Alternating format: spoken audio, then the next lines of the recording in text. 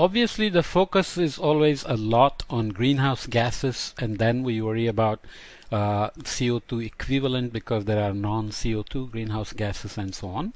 One cannot stop worrying about additional human drivers. Deforestation and land use change is one of the biggest contributors, and then we'll see other sectors as well, like transportation, agricultural, food production, which is land use change, but the process of food production itself is a contributor to greenhouse gases and climate change as well. This is an example of reconstructed local effects of deforestation on mean daily maximum surface temperature Tx and yearly maximum value of Txx. So it's showing it for June, July, August, so northern hemisphere summer, mostly focused on the northern hemisphere, and it's showing various models, okay?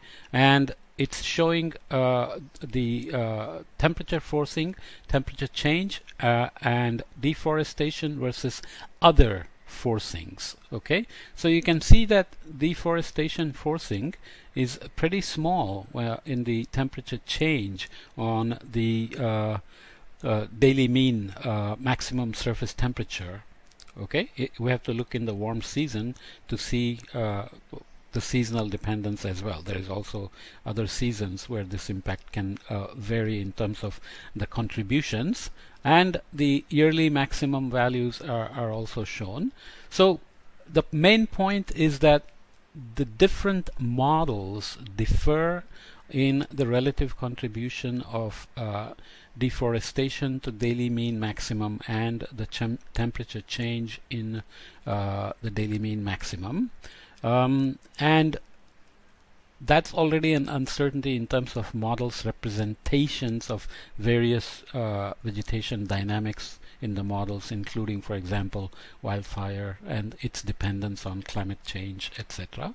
So you can see that that's the same story for North America, Eurasia, and South Asia. So there are intermodal differences, which amount to the different local and remote impacts of deforestation, because in a global model, local change is going to have global impacts depending on the magnitude, and it's going to have daily maximum mean daily maximum surface air temperature change, as well as the yearly maximum value change. So there is a lower frequency change as well. Typically when we look at global warming, we are always looking at annual mean changes in terms of trends of warming, but in some places like the Indian Ocean and the monsoon, it makes more sense to look at seasonal changes because monsoon is very seasonal in that sense.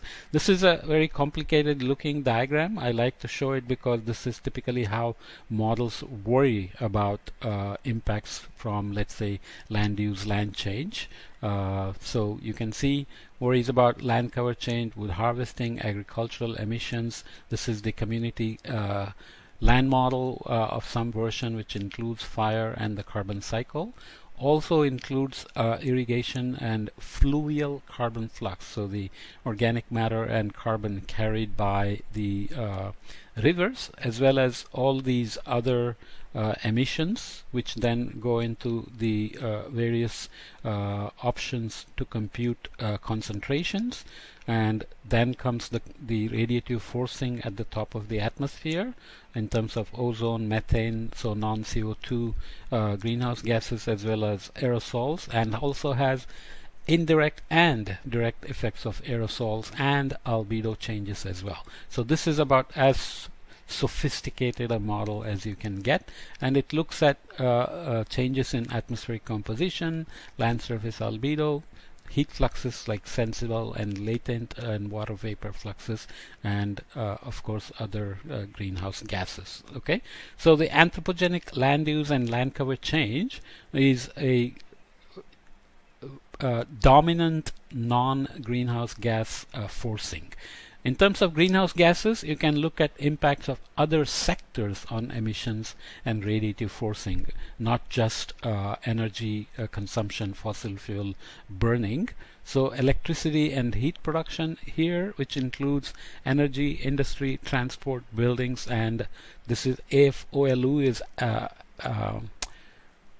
agriculture, forestry, and other land use here. So you have direct GHG emissions happening here from the industry, transport. So you have energy consumption by industry as well as direct emissions. Transportation is using energy as well as directly emitting, and so on. Buildings, AFOLU, etc. Okay, so we have to worry about these as well. These are dominant forcings, and the other part that's important now and going to become more and more important is the urban energy consumption. It's referred to as urban metabolism and various other things.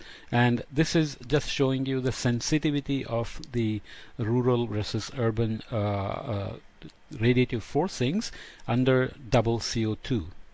Okay, so you can see that the rural here is much lower in, let's say, 1 CO2 is the current level of ppm at, let's say, 420 ppm.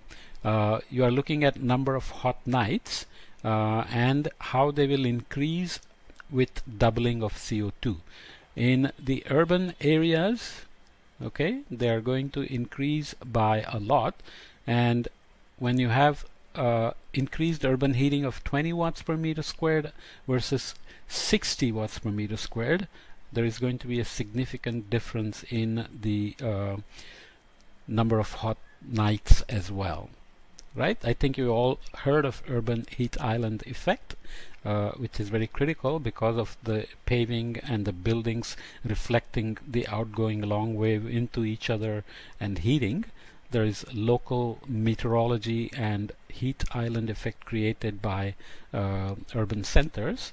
It depends, because in India it is found that some regions where nearby agricultural land is left fallow after the rainy season actually can produce higher heat island effect than the urban centers. So one has to be careful, but in general the urban heat island effect is very strong. This is of course done for Delhi, which is very predominant urban heat island effect. Okay, so this is looking at interactions between land impacts of climate change. I won't go into the details, but it is looking at croplands, irrigated croplands, river basins, and glaciers in river basins, and looking at how it will increase from 2005 baseline into 2025 and 2045. Okay, so basically considers croplands with rain-fed agriculture, which tends to be very local, but when you start irrigating, you are taking river water or groundwater which has a watershed scale. So then you've automatically changed the interaction with climate, the scale of the interactions when you go from cropland to irrigated cropland, and that's going to interact with the river basins, and in many cases also glaciers involved in the river basins. Okay, one can add snow melt as well. So obviously it means that the expected interactions are going to grow with population growth as well, shown here in these bars. Okay, so population impact is included, cropland, local, irrigated land, non-local, and river basin effects, and so on. Okay, this is just the multi-model ensemble. The point I wanted to make here is that even when bias correction is done, this is work by Udit Bhatia, I think, from IIT Gandhinagar. He took CMIP 6 models here now. Already CMIP 5 is old, and CMIP 6 is being used by all the studies, so there will be hundreds of papers coming out on CMIP 6. And the point we made before about temperature being much more agreeable between different models, whereas precipitation tends to have much larger uncertainty. So this bias corrected projection is into 2095, is looking at Bangladesh, Bhutan, India, Nepal, Pakistan, and Sri Lanka. And bias correction obviously is not able to reduce the spread between models in precipitation. It does a very good job for maximum minimum temperature. Temperature decorrelation scales are very large and basically done more skillfully by the models, but producing rainfall out of that is not that easy. It's still a big challenge for models. So that's the additional point about doing bias corrections. Okay, so models work very hard to produce these solutions, and to remind you again, it's amazing that they can take the forcing from from the sun and produce the Earth system's climate and weather and ocean circulation, monsoons, El Nino, etc. And they can add human interactions and anthropogenic forcing and produce the warming trends, etc. But whatever remains in terms of uncertainties in understanding or forcing or the feedbacks are constantly being monitored and improved, and observational programs are there to try to improve process understanding to remove some of the epistemic uncertainties. Okay.